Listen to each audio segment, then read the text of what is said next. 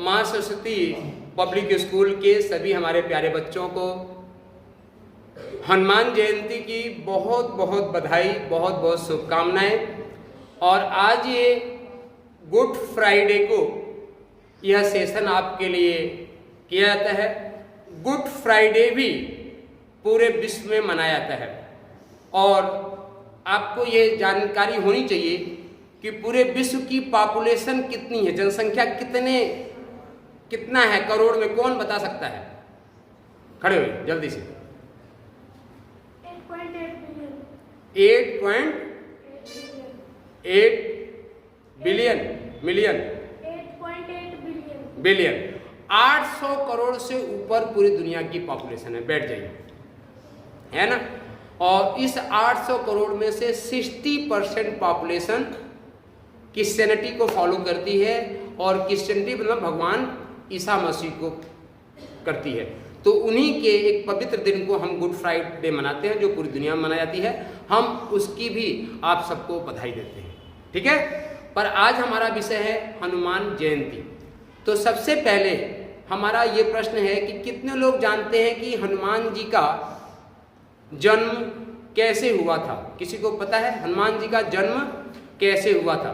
कल अभी एक चल रहा था ना कि हम जयंती कहें कि जन्मोत्सव कहें। अभी इस साल पहली बार हनुमान जयंती पे यह एक बहस छिड़ी हुई थी, विचार विमर्श चला था कि हम हनुमान जयंती कहें कि हनुमान जन्मोत्सव कहें। दोनों शब्दों का भेद है। जयंती एक संस्कृत का शब्द है और जन्मोत्सव क्या है कि हमारे हिंदी का भेद है। तो सिर्फ शब्दों का भेद है। आप जयंती कहें, जन्मोत्सव कहें, दोनों में कोई बहुत ज़्यादा अंतर नहीं है। पर हम चूंकि भारतीय सनातन संस्कृति को मानने वाले लोग हैं, तो हमको अधिक से अधिक अपनी जो सभी भाषाओं की जननी है संस्कृत भाषा का प्रयोग करना चाहिए। तो हम लोग हनुमान जयंती ही बोलेंगे। तो जन्म की बात नहीं पता है आपको? किसी को नहीं पता ना? अब बहुत ध्यान से सुनेंगे, सभी लोग सीधे होकर बैठेंगे।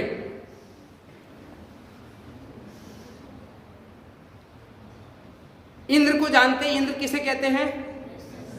किसे कहते हैं? देखिए, देवताओं के राजा को हम क्या बोलते हैं? इंद्र बोलते हैं।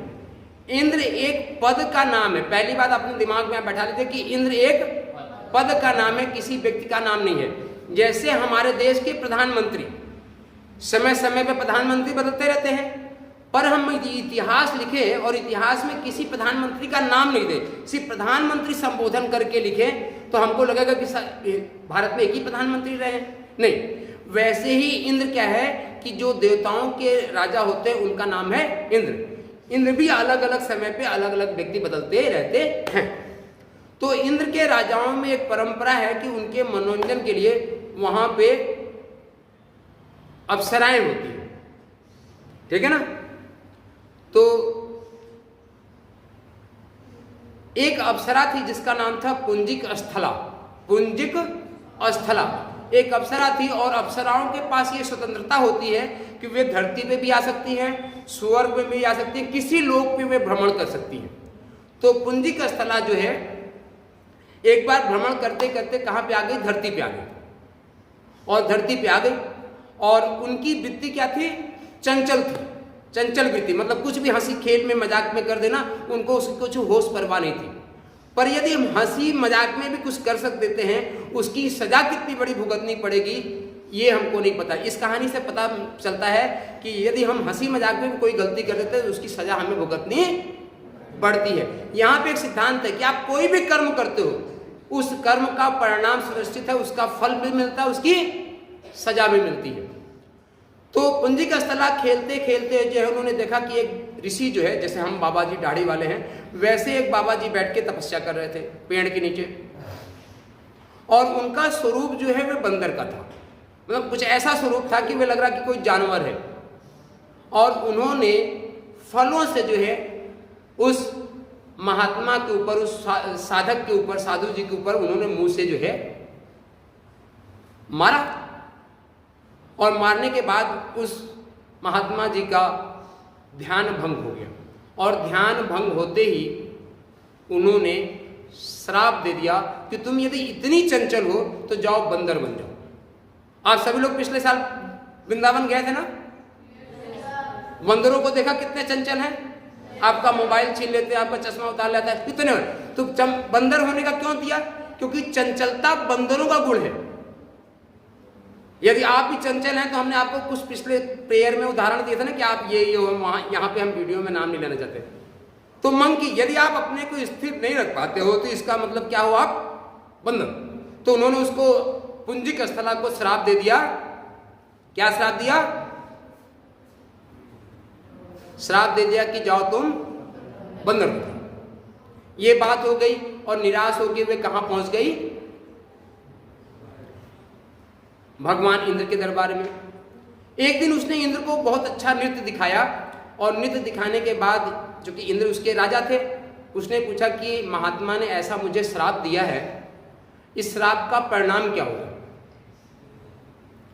तो इंद्र ने पूरी कहानी को विस्तार से सुना और उसके बाद कहा कि इसका एक ही निदान है कि तुम जाके जो है धरती पे रहना शुरू कर दो, स्वर्ग को कुछ दिन के लिए छोड़ दो और वहां पे तुम्हारे पाप का जब भोग पूरा हो जाएगा तो तुम जो है वापस आ जाओगे। तो पुंजिक स्थला जो है वे कहां पे आ गई? धरती पे। और वह जो कर्नाटक आज कहलाता है, कर्नाटक का क्षेत्र में वे भ्रमण करने लगी। वहां पे भ्रमण करते करते एक दिन जंगल में भ्रमण कर रही थी तो एक अच्छा सुंदर सा राजकुमार उनके सामने आया, क्योंकि वो भी अप्सरा थी। अप्सरा मतलब जो बहुत ही सुंदर और अच्छी सुशील औरत थी, उनको अप्सरा कहते हैं। और उस राजकुमार ने देख के उनके मन में आया कि यह स्त्री, ये लड़की तो बहुत ही सुंदर है और हमारी पत्नी के योग्य है, इनका वर्ण करना चाहिए। और उनके पास भी जो थे, उनका क्या नाम था?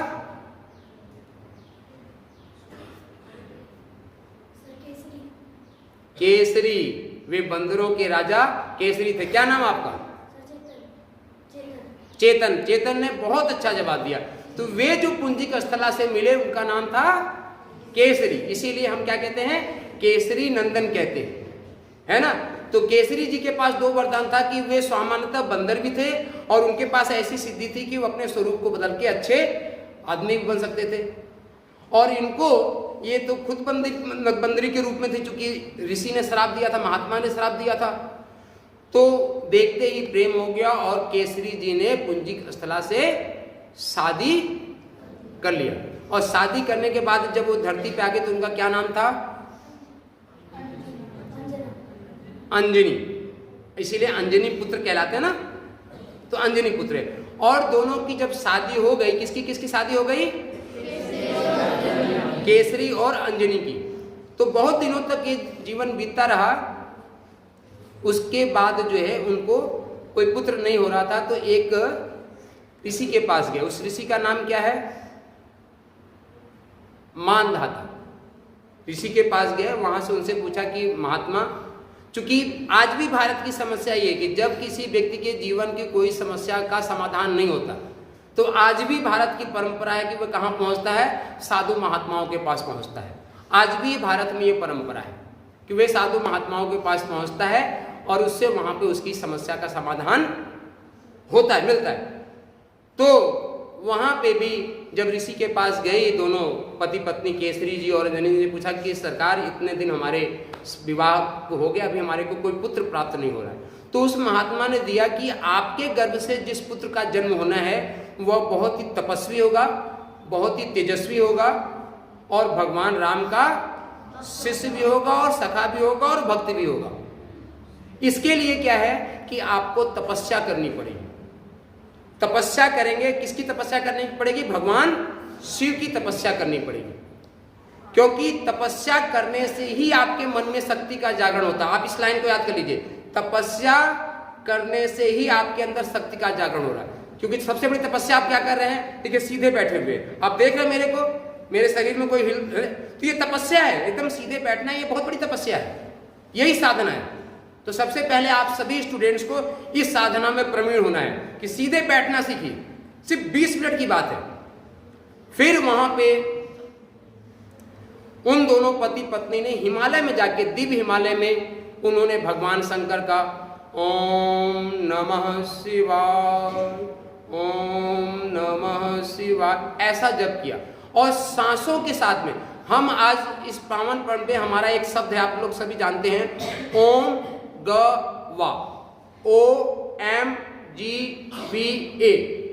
इसका फुल फॉर्म है infinite motivations for your growth, for your victory, for your accent.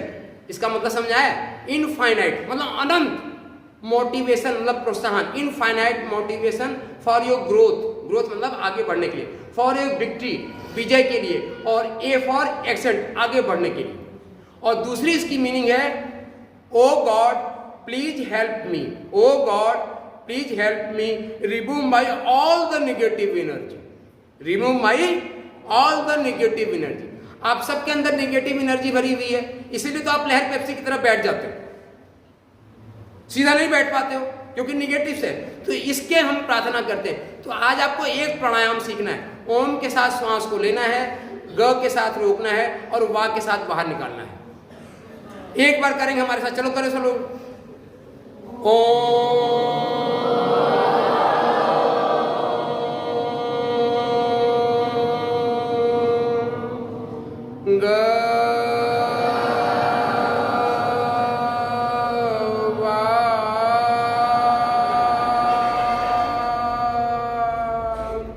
तो ये मेडिटेशन का क्रम नहीं है, हम आपको इसको पूरा मेडिटेशन, तो ऐसा आपको तपस्या करनी है। तो जब उन लोगों ने तपस्या किया, भगवान शंकर प्रसन्न हो गए, और भगवान शंकर प्रसन्न हो गए, उनको क्या किया, आशीर्वाद दिया कि जाइए हम स्वयं एकादश रुद्र के रूप में आपके घर में आएंगे, और जिनका नाम होगा पवन पुत्र। तो बोले हनुमान भगवान की। अब बताओ, नकल करना तो सीखना चाहिए ना, दोनों हाथ उठा के जयकारा लगाना चाहिए। बोलो श्याम रामचंद्र भगवान की। तो एक कहानी तो ये पूरी हो गई। अब इसी के साथ में, जन्म के साथ में एक दूसरी कहानी शुरू होती है कि हनुमान जी भगवान राम से पहली बार कहां और कब मिले, किसको पता है? हनुमान जी भगवान राम से पहली बार कहां और कब मिले? खड़े हो जाइए मिस्टर, हमने देख लिया आपका हाथ, खड़े होइए फटाफट तुरंत। हमारे सबसे प्रिय स्टूडेंट है कान्हा, हैं? ऋषिमुख पर्वत पर, बहुत ही सुंदर ने जवाब दिया हमारे जो है कान्हा जी ने, है ना? इनके लिए सभी लोग तालियां बजाते हैं।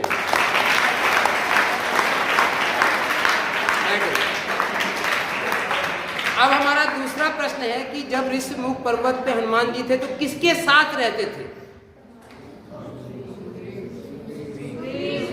बोलना नहीं है, सिर्फ हाथ उठाना है। हमको ये देखना कितने लोगों को पता। अब आपने बोल दिया तो लीक हो गया बात, ठीक है? सुग्रीव और हनुमान जी एकांत में क्यों रहते थे, ये कौन बताएगा? और ऋषिमुख पर्वत पे ही क्यों रहते थे, ये कौन बताएगा? पता है? आप जिसको पता है हाथ उठाओ और बताओ। किसी को हिम्मत नहीं है। देखिए ये आपका जबकि पता है, आप बोल भी रहे। क्यों रहते थे? क्योंकि सुग्रीव और बाली दो सगे भाई थे। वह विषय अलग हट जाएगा। तो एक बार सुग्रीव और बाली में कुछ मतभेद पैदा हो गया, वो पूरी कहानी है, कभी आपको बाद में सुना देंगे। तो बाली ने, क्योंकि बाली बहुत ही शक्तिशाली था, रावण से भी ज्यादा शक्तिशाली बाली था। पता है आपको, बाली रावण को 6 महीने तक कांख पे बांध के रखे रहा। जिसको कांख में बोलते हैं ना कि रावण इतना बड़ा शक्तिशाली था, रावण को 6 महीने तक बाली ने कांख में बांध के इसे बांध के पड़ा रहा। पूरी कहानी है, उस कहानी को जाएंगे तो विषय समय ज्यादा हो जाएगा। समय के अनुशासन, समय की मर्यादा सबसे बड़ी थी। तो बाली ने एक बार जो है सुग्रीव को पीटा, और पीटा, बोला कि तुम भाग जाओ नहीं तो तुमको मार देंगे। तो ऋषिमुख पर्वत को पे बाली को एक महात्मा ने ही श्राप दिया था कि यदि तुम ऋषिमुख पर्वत पे जाओगे तो तुम्हारी मृत्यु हो जाएगी। तो उस महात्मा के श्राप के कारण बाली इतना बलवान होते हुए भी ऋषिमुख पर्वत पे नहीं जाता था।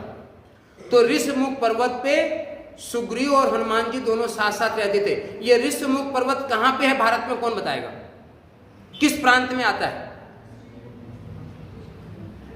ये आपके लिए जीके का प्रश्न है, छोड़ के जा रहे हैं इसको, आपको याद करके जब जीके का क्वेश्चन होगा तो बताना पड़ेगा। मुझे पता है हम यहाँ पे इसको रिवील नहीं करें, ये आपके लिए होमवर्क है। तो जब दोनों वहां पे रहते थे तो पहाड़ी के ऊपर रहते तो कोई व्यक्ति नीचे से आता तो दिखता है ना, तो उसी समय भगवान राम और लक्ष्मण दोनों भ्रमण करते हुए जो है ऋषिमुख पर्वत की ओर जा रहे थे। उनके साथ मां जानकी क्यों नहीं थी, कौन बताएगा?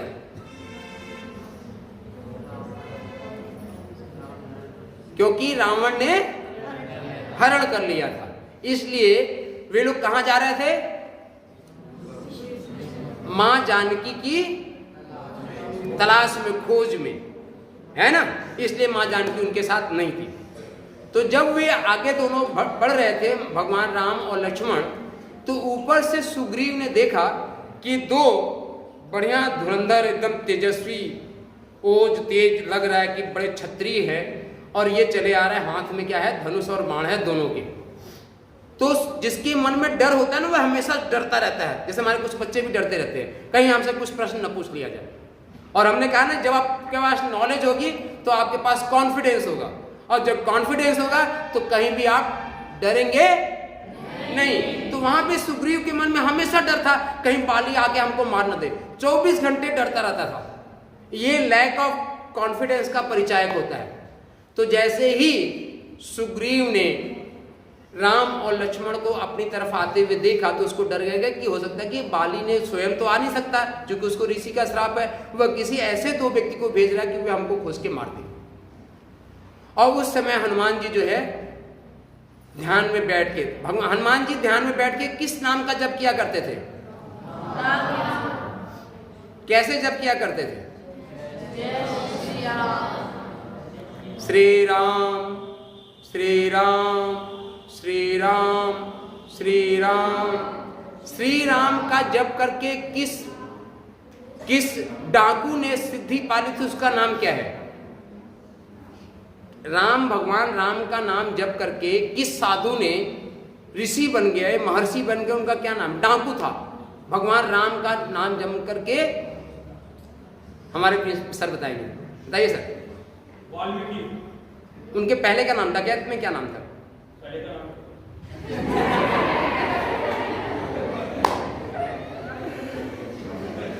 एक कहानी आती है, बिन सत्संग विवेक न होई, ये रामचरितमानस की चौपाई है।